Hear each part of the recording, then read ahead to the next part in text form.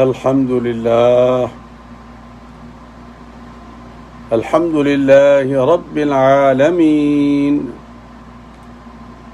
والصلاة والسلام على سيد المرسلين وعلى آله وأصحابه الطاهرين أجمعين أما بعد فأعوذ بالله من الشيطان الرجيم بسم الله الرحمن الرحيم يا أيها الناس ضرب مثل فاستمعوا له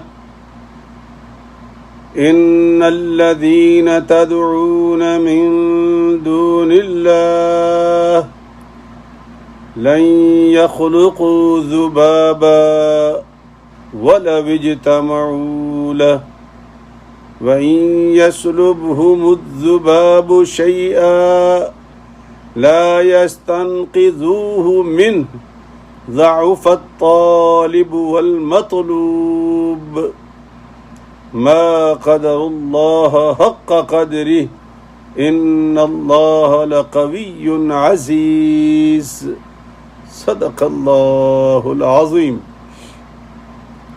بسم الله الرحمن الرحيم إن الله وملائكته يصلون على النبي يا أيها الذين آمنوا صلوا عليه وسلموا تسليما اللهم صل على سيدنا محمد وعلى آل سيدنا محمد وبارك وسلم الصلاة والسلام عليك يا سيدي يا رسول الله وعلى آلك وأصحابك يا حبيب الله الصلاة والسلام عليك يا سيدي يا رحمة للعالمين وعلى آلك وأصحابك يا شفيع المذنبين انتہائی واجب الاحترام دوستو، بھائیوں، عزیزوں، عزیز بچوں، بہنوں اور بیٹیوں، السلام علیکم ورحمۃ اللہ وبرکاتہ۔ الحمدللہ اللہ پاک کے پاک فضل و کرم سے سرکار دو عالم صلی اللہ علیہ وسلم کی نگاہ عنایت سے پھر ہم ایک دوسرے کے آمنے سامنے بیٹھے ہیں۔ اللہ ہمارا مل بیٹھنا قبول فرمائے۔ سورہ حج 17ویں سپارے میں ہے اور سورہ حج کا 22 نمبر ہے۔ سورہ حج کا 22 نمبر ہے، سپارہ 17 ہے۔ 2 آیات پڑھی ہے میں نے، 73 73 اور 74 74، 2 آیات پڑھی۔ جب ترجمہ پڑھیں گے تو مضمون آپ کو سمجھ آ جائے گا۔ اور بظاہر یہ بقول شخص سے کہ یہ خشک موضوعات ہیں جن کو میں آپ کو سناتا ہوں، اس میں کہانیاں نہیں ہوتی نا، سمجھنے والی باتیں ہوتی ہیں۔ چونکہ ہم اس وقت جن ہاتھوں میں ہے نا وہ کاریگر ہاتھ ہیں، تو قرآن مجید کی تفسیر بالرائے کرنا، یعنی اپنی مرضی سے، محکمہ آیات تو محکم ہیں، وہ تو بالکل اعلانیہ ہیں، لیکن متشابہات میں جو کاریگر بندے ہیں وہ اپنی چرب زبانی سے نہ جانے کہاں کہاں لے جاتے ہیں۔ کہتے جی موجودہ زمانے کا ساتھ میں بڑا ہنستا ہوں، آپ بھی ہنسیں گے انشاءاللہ جب آپ کو میں عرض کروں گا۔ نبی کریم صلی اللہ علیہ وسلم نے اس زمانے کے بارے میں جو پیشین گوئیاں کی تھیں وہ پوری ہو رہی ہے نا. اس کا معنی کہ وہ اس زمانے سے باخبر تھے. اگر وہ اس زمانے سے باخبر تھے تو پھر یہ کہنا کہ جی موجودہ زمانے کے حساب سے ترجمہ کیا جائے گا. نبی جب ترجمہ کر رہا تھا، صحابہ کو بتا رہا تھا، تو اس کے سامنے یہ زمانہ تھا. اس کا مطلب یہ ہے کہ نبی کریم صلی اللہ علیہ وسلم کا پڑھایا ہوا ترجمہ صحابہ کو اور صحابہ کا پڑھایا ہوا ترجمہ تابعین کو اور تابعین کا پڑھایا ہوا ترجمہ تابعین کو آج کے زمانے کے حساب سے بھی تھا. وگرنہ پھر نبی پاک کی پیشین گوئیوں کو کیا کریں گے آپ؟ سرکار نے فرمایا تھا کپڑے پہنے ہوں گے لیکن وجود ننگے ہوں گے. سرکار نے فرمایا تھا بیویاں اندر ہوگی ماں باہر ہوگی. بے حیائی عروج پر پہنچ جائے گی. کس نے کہا تھا یہ؟ سرکار دو عالم نے کہا تھا. تو زمانہ تھا نا نظروں کے سامنے، تو انہوں نے ہر زمانے کو سامنے رکھ کے تفسیر کی ہے جو صحابہ کو بتائی ہے. تو جو تو بندہ آپ کو اس حساب سے کوئی بات سنائے گا کہ یہ تابعین نے کہا، یہ تابعین نے فرمایا، یہ صحابہ نے سمجھا، سمجھو یہ بندہ سچ کہہ رہا ہے، کیونکہ یہ تھرو پراپر چینل جا رہا ہے. اور جو یہ بندہ کہے کہ یہ 1400 سال پہلے وہ نبی پاک نے بات کی تھی، موجودہ زمانہ اور ہے جی، لہذا موجودہ زمانے کے حساب سے ہم ترجمہ کر رہے ہیں. او بھائی، کون سا موجودہ زمانہ؟ نبی پاک کی نظروں سے کوئی زمانہ پوشیدہ نہیں تھا، وگرنہ وہ آج کے حالات نہیں بتاتے کہ عربوں کا برا حال ہوگا، یہ بکریاں بھیڑ چرانے والے بڑی بڑی بلڈنگوں کے مالک ہوں گے. یہ کبھی نہ فرماتے، وہ فرمایا انہوں نے.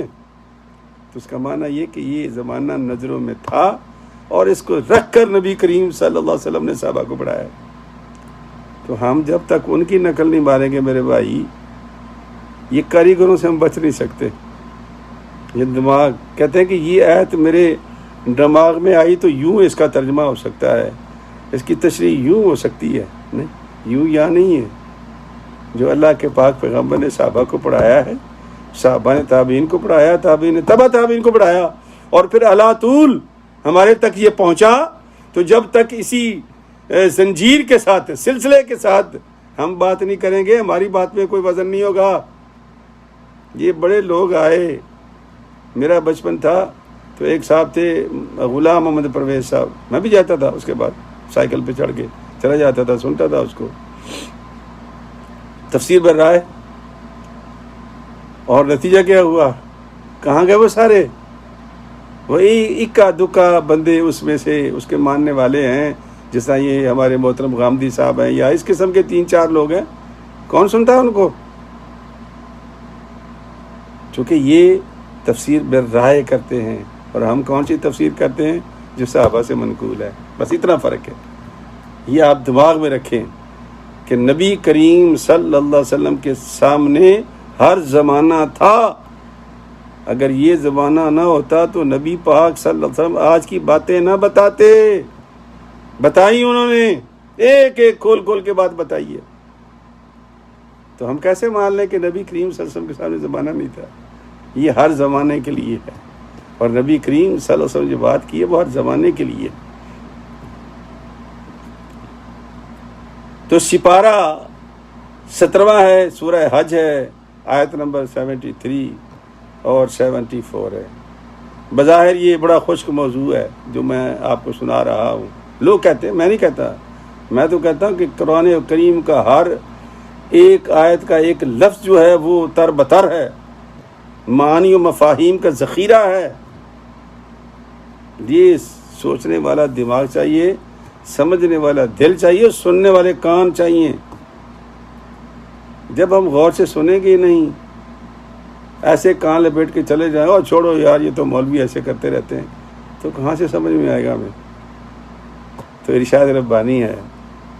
اللہ فرماتا ہے کہ یا ایھا الناس ضرب مثل فاستمعوا لہ. اے لوگو، یہاں پھر میں آج کہہ رہا ہوں کہ مسلمانوں کو خطاب نہیں ہے، یا ایھا الذین آمنوا نہیں ہے، یا ایھا الناس ہے، لوگوں کو، مخلوق خدا کو. چونکہ ہمارے پیارے نبی صلی اللہ علیہ وسلم کو حکم ہوا تھا کہ محبوب اعلان کر دو، قل یا ایھا الناس، یا ایھا الناس انی رسول اللہ الیکم جمیعا. محبوب اعلان کر دو کہ میں سارے دنیا کے لوگوں کے لیے رسول بن کے آیا ہوں.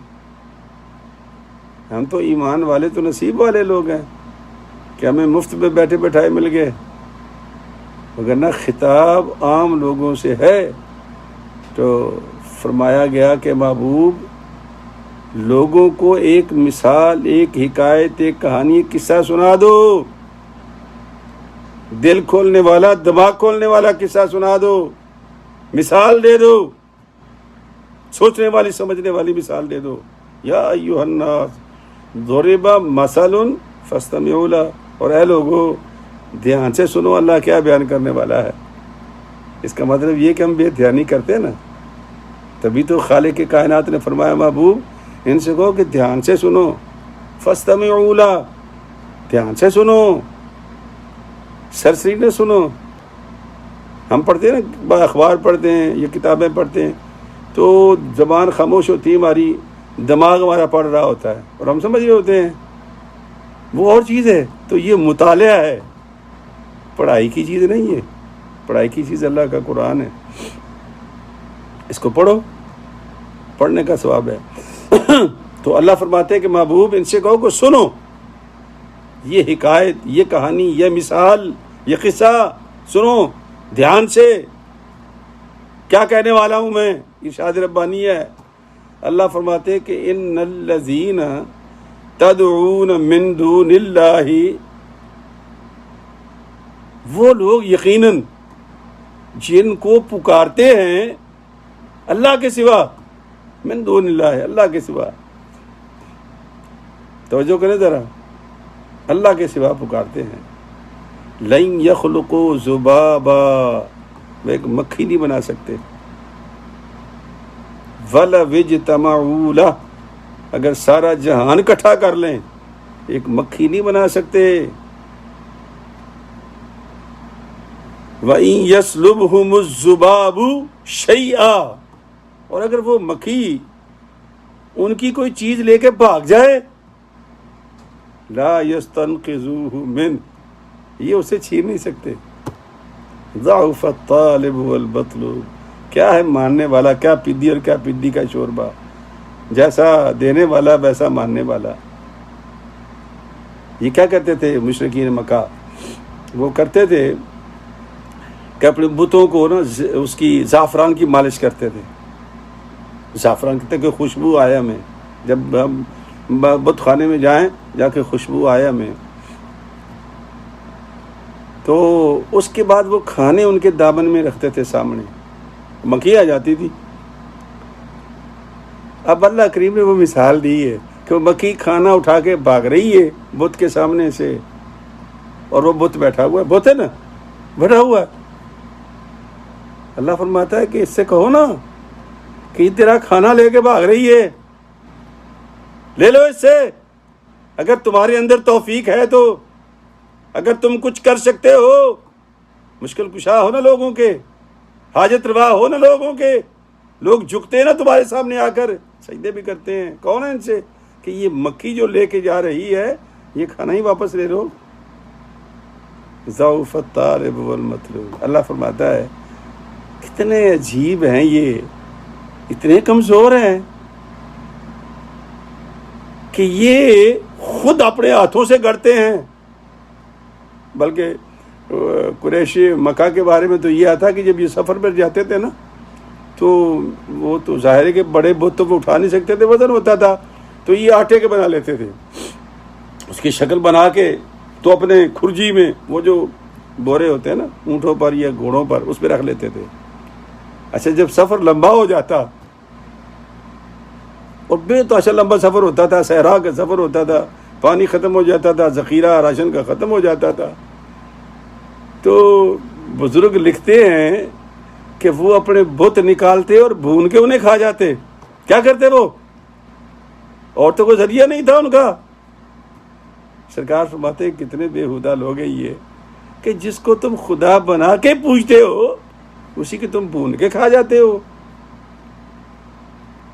یہ دو باتیں بڑی سمجھنے والی ہیں، کیونکہ اللہ فرماتا ہے کہ ما قدر اللہ حق قدری، نہیں قدر کی انہوں نے اللہ کی، جس طرح قدر کرنی چاہیے تھی نہیں قدر کی انہوں نے، نہیں پہچانا اللہ کو جس طرح ان کو پہچاننا چاہیے تھا. ان اللہ لقوی، اللہ زبردست ہے اور عزیز غالب ہے. یہ بیماری مختلف طریقوں سے ہمارے اندر بھی آئی، مختلف طریقوں سے ہمارے اندر بھی آئی. ہم بھی ہندوستان میں رہتے تھے، یہ بت پرستی تو ہے، تو مختلف طریقے سے آ گئی. وہ کیا کرتے تھے کہ یہ جو بسا اوقات آپس میں بحث و مباحثہ شروع ہو جاتا ہے نا، تو بات کو اگر سمجھا جائے تو یہ لڑائی کی بات نہیں ہے نا. اللہ وحدہ لا شریک ہے، اس کا کوئی ثانی نہیں، کوئی شریک نہیں، کوئی ہمسر نہیں، نہ اولاد ہے نہ وہ کسی سے جنا گیا ہے.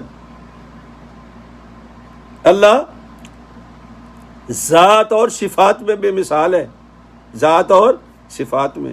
یہ لفظ یاد رکھنا، چونکہ میں نے خود مفسرین بعض جو اس دنیا کے یہ ذہنی مفسرین ہیں، اگر آپ کہیں گے تو میں آپ کو ان کے فوٹو کاپی کر کے بھیج سکتا ہوں. انہوں نے مثالیں دی ہیں اللہ کی صفات کی. او بھائی، جس کی ذات کی کوئی مثال نہیں اس کی صفات کی بھی کوئی مثال نہیں.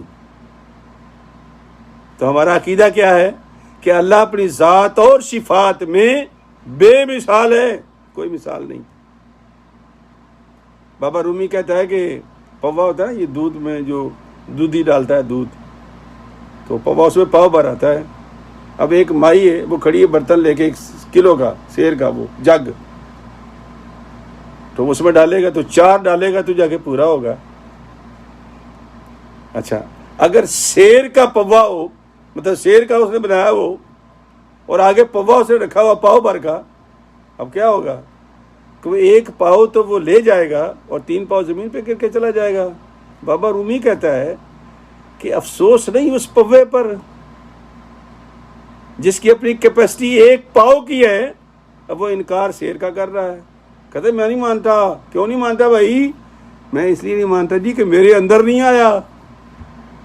تو بابا رومی کہتا ہو بھائی اپنی حیثیت دیکھ، اپنی کیپیسٹی دیکھ.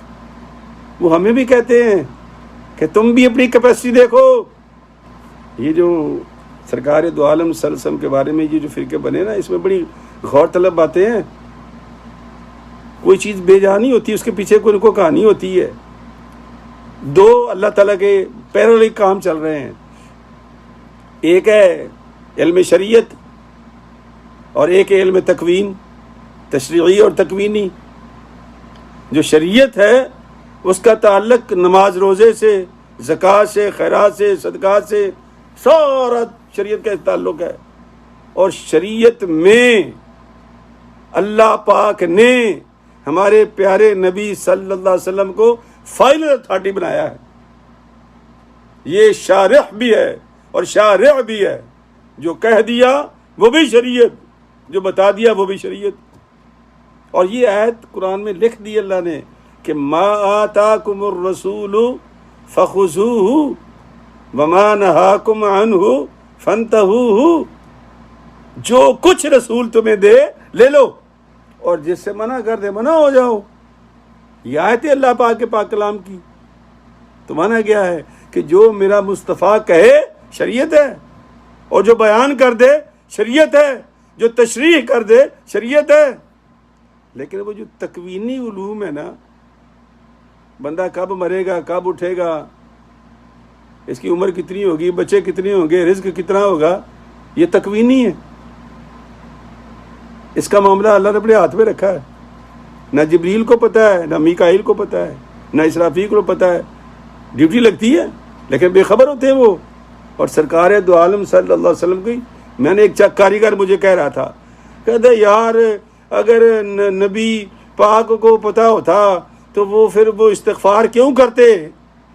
اللہ کیوں منع کرتا ان کو کہ اس کا جنازہ نہ پڑھو اور استغفار نہ کرو؟ ان کو بھائی تکوینی علوم میں اللہ اکیلا ہے، وہ واحد ہے، یہی تو اس کی تعریف ہے۔ وہ جب حدود ہے ہمارے پاک پیغمبر کی بھی ایک حد ہے۔ یہ میری بات کو ذرا غور سے سمجھنا، باریک بات ہے تھوڑی سی، ایک حد ہے میرے مصطفیٰ کی صلی اللہ علیہ وسلم، اس حد کے اندر سرکار کو رہنا ہے۔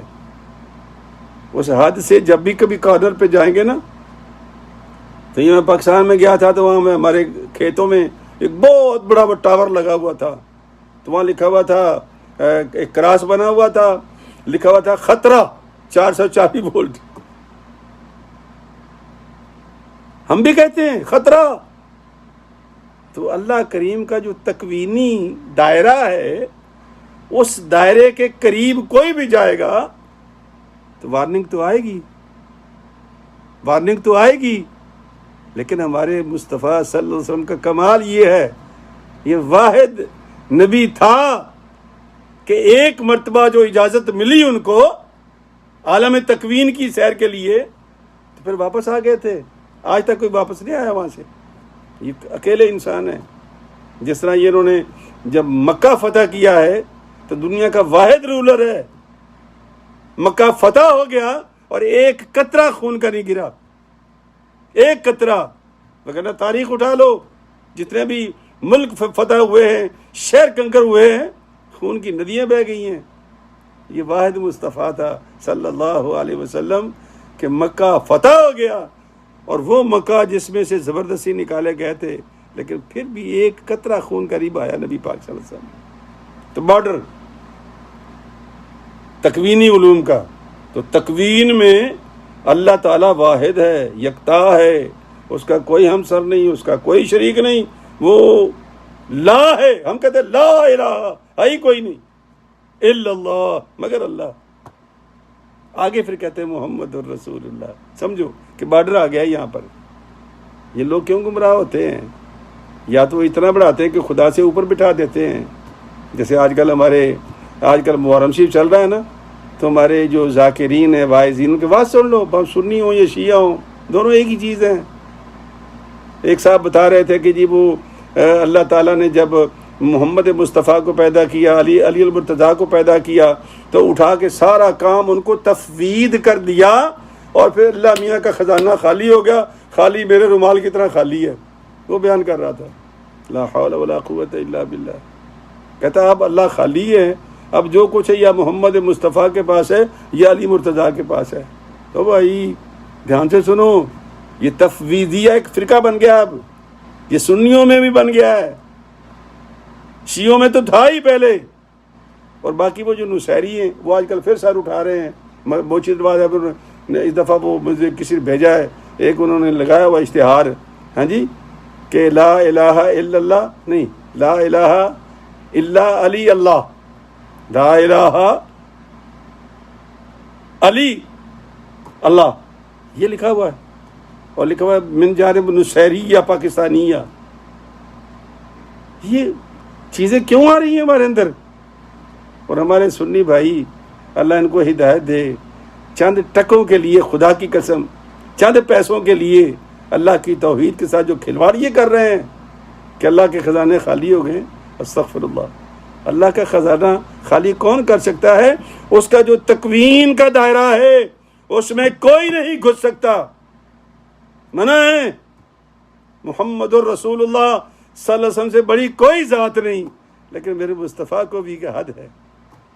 اللہ نے ان کی حد رکھی ہے کہ مصطفیٰ، میرے مصطفیٰ کو، کہ یہاں تک آپ کی حد ہے، اس سے آگے پھر میری ذات ہے۔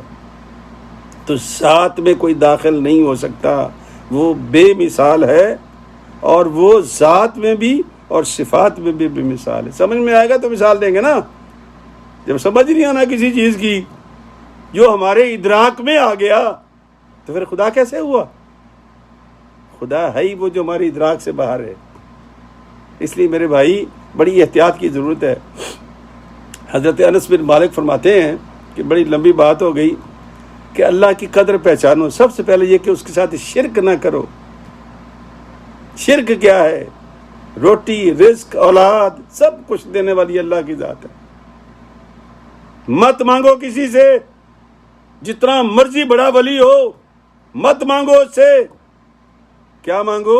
جو خدا نے خود فرمایا کہ یا ایھا الذین آمنوا اتقوا اللہ وابتغوا الیہ الوسیلہ۔ اے میرے بندو، جب بھی مجھ سے کچھ لینا ہو تو کوئی وسیلہ تلاش کر لیا کرو، یہ میرے رب نے لکھا ہے۔ اب وسیلہ ہم نے کہتا ہے جی، بعض کاریگر لوگ کہتے ہیں جی یہاں سے مراد نماز ہے جی۔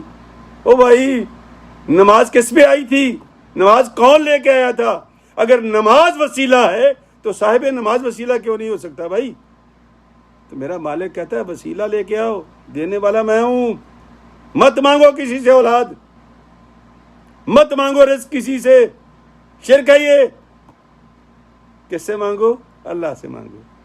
اللہ کے سامنے ہاتھ پھیلا دو، یا اللہ، یا اللہ مجھے یہ چاہیے، مجھے یہ چاہیے، مجھے یہ، صدقہ تیرے نبی کا، صدقہ تیرے نیک بندوں کا، صدقہ تیرے درویشوں کا، مانگو نا، کون منع کرتا ہے آپ کو؟ لیکن ڈائریکٹ نہیں کہہ سکتے داتا صاحب مجھے پتر دے دو۔ او بھائی، یہ داتا صاحب کے بس کی بات نہیں ہے۔ یہ کہو کہ داتا جی تیرے دربار پہ آ گئے ہیں، مالک ناراض ہے، آپ اللہ کے نیک بندے ہیں، مالک بھی ہمارا راضی کروا دیجئے اور یہ ہماری حاجت بھی پوری کروا دیجئے، کیا عرض ہے؟ میں تو یہی مانگتا ہوں، جب بھی مانگا یہی مانگا ہے۔ بابا جی اگر کوئی حصہ ہمارا اللہ کی طرف سے ہے تمہارے پاس تو ہمیں دے دو، ہم امریکہ سے آئے ہیں، ملتا ہے پراپر چینل۔ تو عالم تکوین میں کوئی مداخلت نہیں کر سکتا۔ عالم تشریح میں میرے مصطفیٰ صلی اللہ علیہ وسلم فائنل اتھارٹی ہیں، جو کہہ دیا شریعت ہے، جو بتا دیا شریعت ہے، اور جو کرتے ہوئے لوگوں نے دیکھ لیا وہ بھی شریعت ہے۔ لیکن ان کاریگر لوگوں سے بچ کے رہنا۔ سرکار دو عالم صلی اللہ علیہ وسلم فرماتے ہیں کہ یہ جو اللہ تبارک و تعالیٰ کی جو ذات ہے نا، اس کی جو صفات ہیں وہ اتنی ہیں کہ اس کے اسماء اتنے ہیں، کبھی اس کو پکار کو تو دیکھو۔ قدر کا کیا معنی ہے؟ جیسے اب میں اکثر ہنستا رہتا ہوں، میری اکثر تقریروں میں یہ بات آپ کو ملے گی۔ وہ آج کل کے جو داماد آتے ہیں نا گھروں میں، تو ماشاءاللہ وہ ناراض ہو کے جاتے ہیں۔ وہ گھر والے پوچھتے ہیں کیا ہوا؟ کہتے جی وہ میری قدر ہی نہیں کی انہوں نے۔ تو میں کہتا ہوں بھائی جب ہمارے گھروں میں آیا کرو تو ایک پھٹی لٹکا کے آیا کرو، اس کے لکھا ہو اس پہ کہ ہمارا یہ لیول ہے قدر کا، ہماری جو قدر ہے یہ لیول ہے ہماری قدر کا، تاکہ ہمیں پتہ تو ہو کہ کس قسم کی قدر ہم نے کرنی ہے۔ چھوٹی سی بات پہ داماد ناراض ہو جاتا ہے، اور یار ہم اللہ کا شریک بنا لیتے ہیں، اللہ کے برابر لا کے بٹھا دیتے ہیں، کبھی اللہ سے اوپر بٹھا دیتے ہیں، اور پھر کہتے ہیں کہ اللہ ناراض نہ ہو ہم سے۔ سوچا ہے کبھی آپ نے اس بات پہ؟ غور کرنے کی ضرورت ہے۔ تو میرے دوست بڑی باتیں میں نے آج کرنی تھی، لیکن افسوس یہ کہ ٹائم جلدی ختم ہو جاتا ہے۔ سرکار دو عالم صلی اللہ علیہ وسلم نے فرمایا کہ ہم سے سوال ہوگا نعمتوں کا، اور روٹی کپڑا مکان جو یہاں آپ سنتے ہیں نا، یہ روٹی کپڑے مکان کا ہی سوال ہوگا ہم سے۔ کپڑا اچھا پہنا تھا، کیسے پہنا تھا؟ روٹی اچھی کھائی تھی، کیسے کھائی تھی؟ مکان بنایا تھا، کیسے بنایا تھا؟ حضرت حدیث پاک لمبی ہے، میں مختصر کر رہا ہوں۔ صدیق اکبر رضی اللہ تعالیٰ عنہ، فاروق اعظم رضی اللہ تعالیٰ عنہ، اور سرکار دو عالم صلی اللہ علیہ وسلم تینوں ایک دن بہت سخت بھوک لگی تھی، تو تینوں نے سوچا چلو حضرت ابو ایوب انصاری کے گھر چلتے ہیں۔ حضرت ابو ایوب انصاری گھر میں نہیں تھے، باغ میں گئے ہوئے تھے، تو ان کی بیگم صاحبہ نے عزت سے بٹھایا ان کو۔ سرکار تشریف لائے، چراغاں ہو جاتا تھا ان کے گھر میں۔ جب وہ تشریف لائے، پتہ چلا سرکار آئے ہیں، ان کے خوشی کی کوئی انتہا نہیں تھی۔ وہ کھجور کو تازہ پورا گچھا توڑ کے لے آئے۔ تو سرکار نے فرمایا ابو ایوب اس کو کچی رہنے دیتے، پکی توڑ لیتے۔ کہا یا رسول اللہ آپ تشریف لائیں، اتنے محترم لوگ آئے ہیں، اب پتہ نہیں آپ کو کچی پسند ہے یا پکی پسند ہے، میں ساری لے آیا ہوں، جو آپ کو پسند ہے آپ تناول فرما لیجئے۔ اس نے فوراً بکری کا بچہ ذبح کیا۔ بیگم صاحب سے کچھ بھون لو، کچھ پکا دو۔ اب وہ جو گوشت بھونا گیا، بنایا گیا، تو سرکار دو عالم نے ایک روٹی میں بوٹی رکھی ایک، اور حضرت ابو ایوب انصاری کو دی کہ جاؤ اور بی بی فاطمہ کے گھر دیکھا، آج ان کے گھر میں بھی فاقہ ہے. سرکار دو عالم صلی اللہ علیہ وسلم بھیج کے پھر کھایا سب نے مل کر. جب مل کر کھایا تو پھر سرکار نے رونا شروع کر دیا. تو حضرت صدیق اکبر نے پوچھا یا رسول اللہ رونے کی کیا وجہ ہے؟ سرکار نے فرمایا کتنی خوبصورت نعمت ہم نے کھائی ہے صدیق، اس نعمت کا ہم سے حساب ہوگا.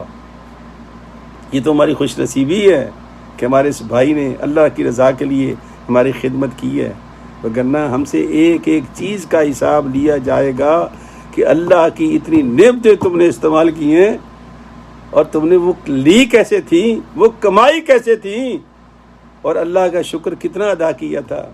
اور اللہ تعالیٰ تو فرماتا ہے کہ میرے بندو، ہاں جی، ما یفعل اللہ بعذابکم ان شکرتم وآمنتم وکان اللہ شاکرا علیما.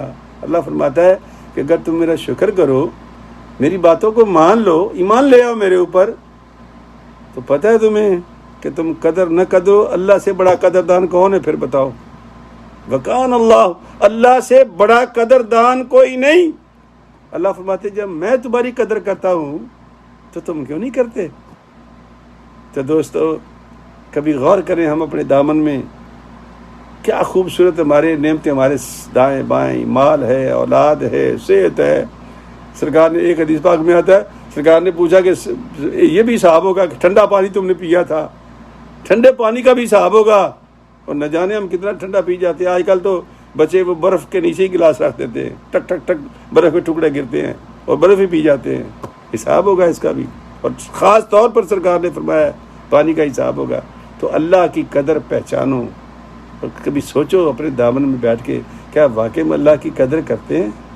اگر نہیں کرتے تو اپنے وجود کو اس طرف لاؤ، اللہ کی وحدانیت کو، اللہ کی توحید کو سمجھو اور اللہ کے ساتھ شرک نہ کرو، کسی کو اللہ کے سامنے لا کے کھڑا نہ کرو. ہاں وسیلہ جو میرے رب نے خود فرمایا ہے وہ ہمارا حق ہے، وہ میرے رب نے قرآن میں لکھ دیا ہے.